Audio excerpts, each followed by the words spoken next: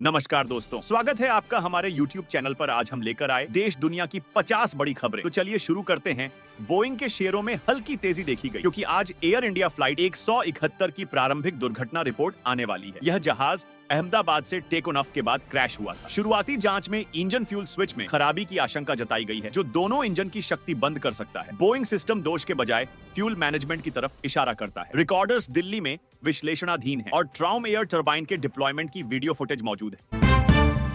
नागपुर में एमएमसी के फैसले के खिलाफ एमबीबीएस डॉक्टरों की ठाडीडी हड़ताल। नागपुर में आज एमएमसी की उस योजना के खिलाफ सभी प्राइवेट अस्पताल, क्लिनिक और नर्सिंग होम बंद है, जिसमें 1 साल का सीसीएमपी कोर्स कर होम्योपैथिक डॉक्टरों को एमबीबीएस स्तर का अधिकार देने की मंजूरी दी गई है। आईएमए और एमएआरडी का कहना है कि यह सार्वजनिक स्वास्थ्य को जोखिम में डालेगा। हालांकि हिम्पाम ने कहा कि यह पूरी तरह प्रशिक्षित डॉक्टर तैयार करेगा। आकस्मिक सेवाएं चालू रहेंगी, लेकिन अन्य मामलों में देरी हो सकती है।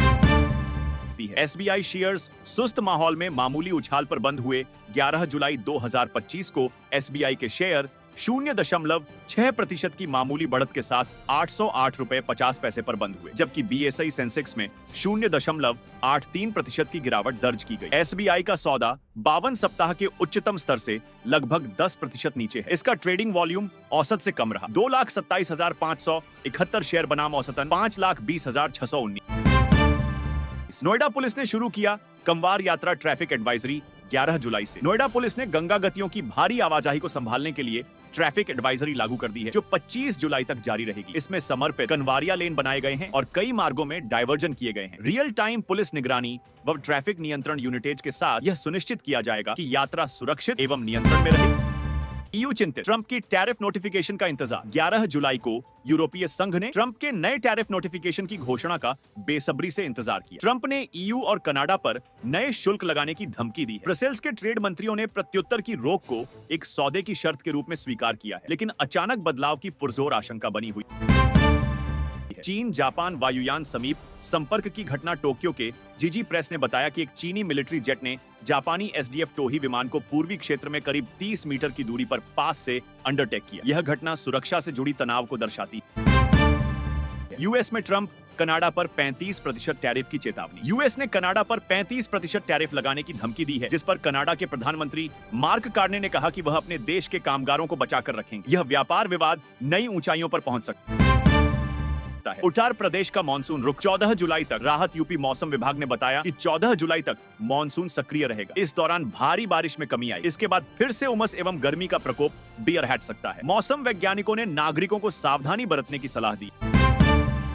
11 जुलाई शाम 3 बजे तिरुवनंतपुरम में सुवर्णा केरलम एसके 111 का ड्रा निकला और 1 करोड़ रुपए का पुरस्कार घोषित हुआ। विजेताओं को आधिकारिक जर्नल गजेट में टिकट मिलान करके 90 दिनों में दावा करना होगा। यूरोपियन पार्लियामेंट में फॉन डर लायन पर अविश्वास प्रस्ताव फेल। 11 जुलाई को यूरोपीय संसद में यह प्रस्ताव विफल रहा। उर्सुला फॉन डर लायन ने विश्वास बहाल कर लिया, जिससे यूरोपीय राजनीतिक स्थिरता बनी। ट्रंप ब्राजील पर टैरिफ घोषणा के खिलाफ। साओ पाउलो में विरोध। साओ पाउलो में यूएस की ब्राजील पर टैरिफ घोषणा डोनाल्ड ट्रंप द्वारा के खिलाफ प्रदर्शन हुआ, जिसमें किसानों और व्यापारियों ने हिस्सा लिया। इंडिया में भारी विरोध प्रदर्शन, पुलिस संघर्ष। देश भर में कई जगह सार्वजनिक प्रदर्शन हुए, जिसमें आम जनता और पुलिस के बीच झड़पें हुई। भारत की हेवीएस्ट प्रोटेस्ट वाली स्थिति ने राष्ट्रीय स्तर पर चिंता बढ़ा दी।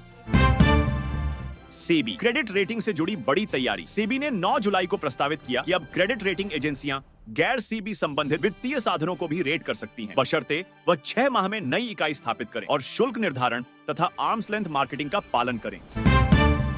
ग्लोबल सुपर लीग टी20 शुरू। गयाना में 10 से 18 जुलाई तक गयाना में 5 टीमों के साथ ग्लोबल सुपर लीग टी20 का दूसरा सीजन चल रहा है। यह आयोजन प्रोविडेंस स्टेडियम में हो रहा है और एक्सॉन मोबिल गुयाना इस बार शीर्ष प्रायोजक है। मध्य भारत में फ्लैश फ्लड की चेतावनी। भारतीय मौसम विभाग ने नागपुर, भंडारा और गोंदिया जिलों में फ्लैश फ्लड की चेतावनी जारी की है। जयपुर में बारिश थोड़ी कम हुई थी, लेकिन अब 11 जुलाई को तेज बारिश और उत्तर प्रदेश के बाढ़ के खतरे दिख रहे हैं। नागपुर और भंडारा में बीते दिनों में क्रमशः 200 मिलीमीटर और 144 मिलीमीटर बारिश रिकॉर्ड हुई थी। अब फिर भारी बरसात की संभावना है। चंद्रपुर में वैनगंगा नदी का पानी टोक। गाँव में फसल तबाही और गर्भवती महिलाएं सुरक्षित स्थानों पर पहुंचाई गई।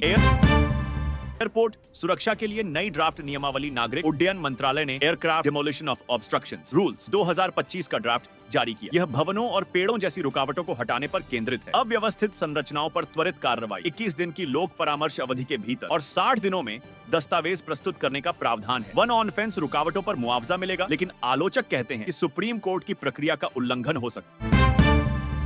जून में 6 वर्ष की न्यूनतम मुद्रास्फीति की संभावना, राइटर्स पोल से संकेत मिले हैं कि जून में भारत की उपभोक्ता मुद्रास्फीति 2.50% पर आकर 6 वर्ष का न्यूनतम स्तर छू सकती है। मुख्य खाद्य वस्तुओं और आधार की वजह से ये गिरावट संभव हुई है। कोर मुद्रास्फीति 4.30% रहने की उम्मीद है। 14 जुलाई को सीपीआई का आधिकारिक आंकड़ा घोषित होने वाला है। धीमी मुद्रास्फीति आरबीआई को आगे दर कटौती का रास्ता खोल सकती है। दिल्ली, एनसीआर, हरियाणा, राजस्थान में मॉनसून बिक्री मध्य सप्ताह से शुरू हुई। मॉनसून बारिश से दिल्ली, एनसीआर, हरियाणा और राजस्थान प्रभावित हुए हैं। यह बारिश 13 जुलाई तक जारी रहने के अनुमान है। सड़कों पर जलभराव हुआ है और आवागमन बाधित हुआ है। हिमाचल में भी बारिश से तबाही आई है। सामाजिक राहत मिली है, मगर दैनिक जीवन बाधित हो रहा है। एमसीएक्स की सोना चांदी दरों में रिकॉर्ड उछाल। 11 जुलाई को एमसीएक्स पर सोने चांदी की कीमतों में लगातार तीसरा उछाल देखने को मिला। सोना 3,344 रुपए प्रति औंस पहुंच गया, जबकि चांदी भी रिकॉर्ड स्तर पर रही। डॉलर की कमजोरी, वैश्विक अनिश्चितता और मुद्रास्फीति की आशंका इस उछाल की वजह बताई जा रही है।